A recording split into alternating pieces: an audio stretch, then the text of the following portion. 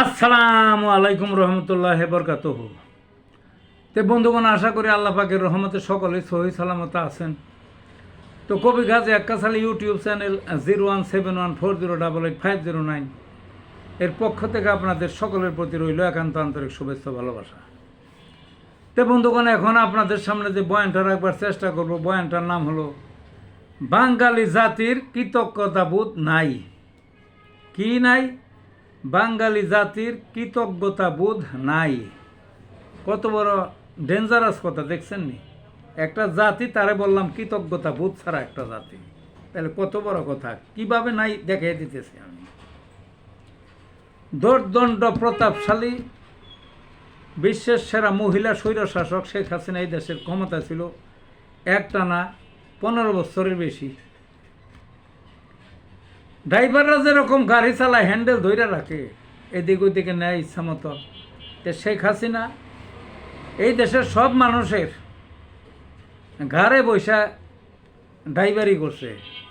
ঘাড়ে বৈশা মানুষের কান ধইরা যেদিকে ইচ্ছা সেদিকে নিচ্ছে। এত খারাপের খারাপ। কি না করছে সে? এতই জঘন্য কাজ করছে ভারতকে খুশি রাখার জন্য। খুশি রাখছে কারণ বিনিময়ে ভারত তাকে ক্ষমতায় রাখবে। ভারত বহির্বিশ্বের সব ঝামেলা সামাল দিবে, চাপ সামাল দিবে। দেশও দিয়ে সব ভৈরা ফেলাইছিল, বুঝলেন না? সব ভৈরা ফেলাইছিল। বিনিময়ে ভারতরে কি দিছে? সব দিয়ে দিছে যা ছিল।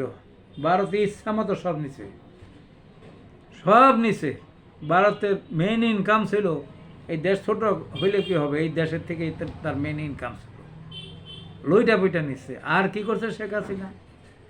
গুম, খুন, হত্যাযজ্ঞ, আয়নাঘর জ্বালাইয়া ভরিয়া তখনকার যে বড় বড় রাজনৈতিক দল ছিল, ঘর সারা সব।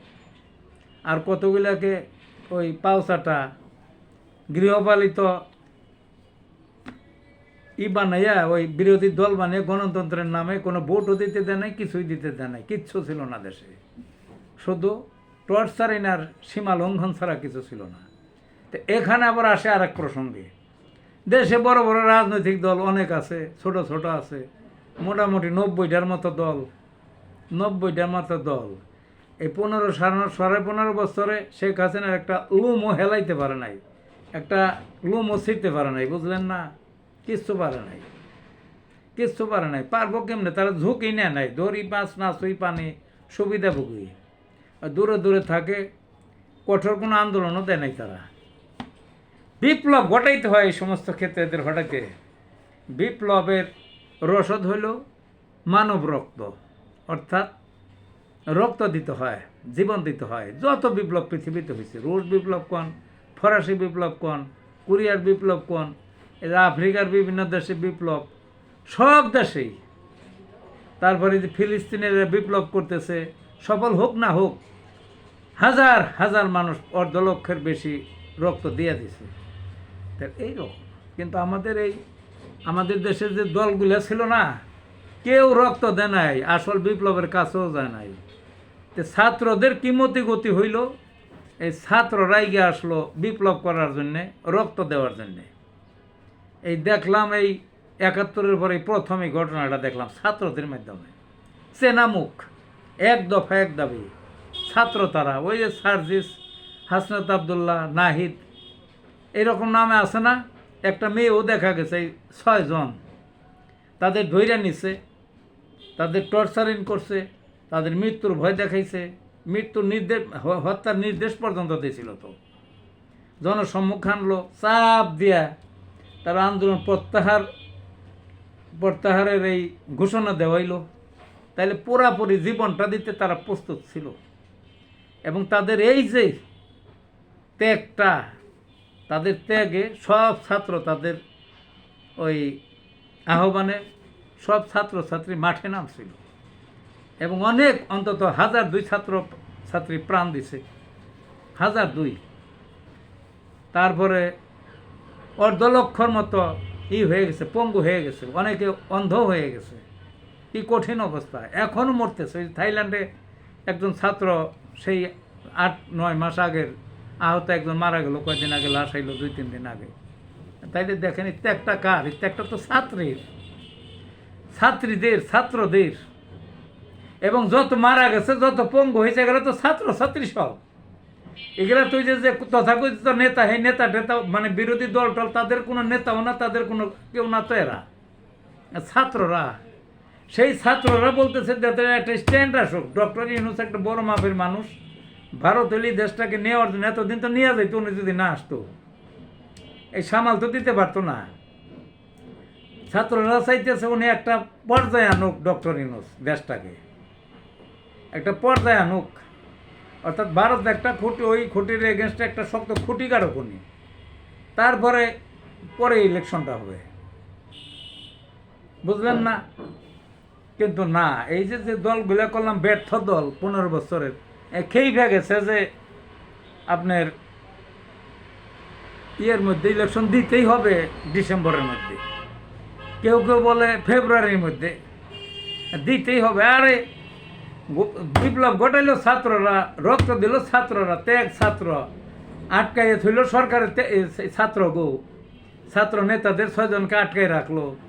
অন্য দলের তো কেউ আটকাই রাখে নাই, তারা তো আন্দোলনে ছিল না, তারা খালি ওই বিবৃতি পর্যন্তই গদিতে বৈশা বৈশা, বুঝলেন না?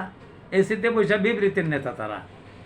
কিন্তু আমি দুঃখিত, অকৃতজ্ঞ বলতেছি, এই যে ছাত্ররা ত্যাগটা স্বীকার করলো, হাজার হাজার ছাত্র জীবনের বিনিময়ে, অর্ধলক্ষর মতো পঙ্গুত্ব বরণের মাধ্যমে, তাদের কথাটাই তো শোনা উচিত।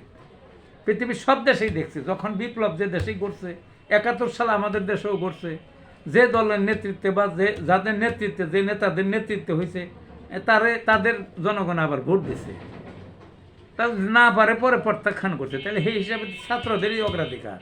ছাত্ররা যারা বলবো, যারা তেল মোবিল খরচ করছে, অর্থাৎ রক্ত খরচ করছে, তাদেরই তো কথাটা মানা উচিত। তারা বলতে স্যার পরে হোক, ডক্টর ইউনূস একটা ভিত্তি প্রস্তুত করে দেওয়া যায়। অনেকে কয় না উনি পারে না, সেই আর ওনার মতো একটা লোক উপযুক্ত দেখেন নাকি বাংলাদেশে আছে নাকি? ওনার মতো একটা লোকই পর্যন্ত জন্মায় না, আর জন্মাবে কিনা ঠিক নাই। উনি এই পারে না, ওই পারে না, আর উনি যতটুকু পারছে করে দেখেন না। ভারতের মতো দেশের বৃদ্ধাঙ্গুলি তুলে কথা কয়, ভারত পর্যন্ত ওনাকে ভয় পায়। এরকম কোনো লোক আছে না বাংলাদেশে? যে ক্ষমতায় যাবে তারে আবার ভারত ওই কান ধরে ওঠাই বসে।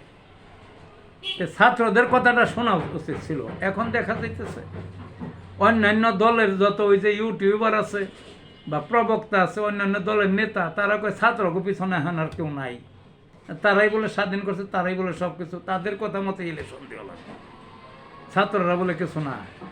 সামনে তো আবার দেশে সমস্যা হবে, তখন তো ছাত্র না নামলে তো দেখলামই তো, সব যুদ্ধে ছাত্ররা নামে। ছাত্র না নামলে তো আর স্বৈরাচার মুক্ত হবে না। যখন আবার স্বৈরাচার আসবে, তাহলে ছাত্ররা যদি আর না নামে, তাহলে তো জীবন স্বৈরাচারের দাসত্ব, বিদেশি দাসত্ব আস্তে আস্তে ভারতে একেরই দেশটা নিয়ে যাবে।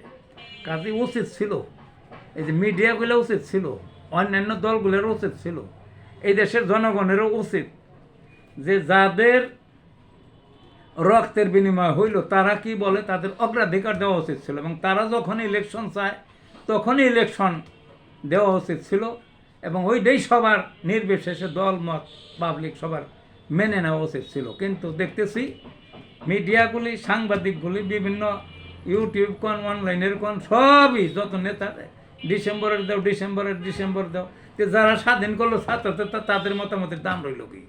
সেই জন্য বলতেছি বাঙালি জাতি অকৃতজ্ঞতার একটা জাতি। কৃতজ্ঞতা দেখান ছাত্রদের, ভালো হবে। ভবিষ্যতে কোনোদিন আবার ছাত্রের প্রয়োজন পড়বে। তো ভালো থাকুন বন্ধুগণ।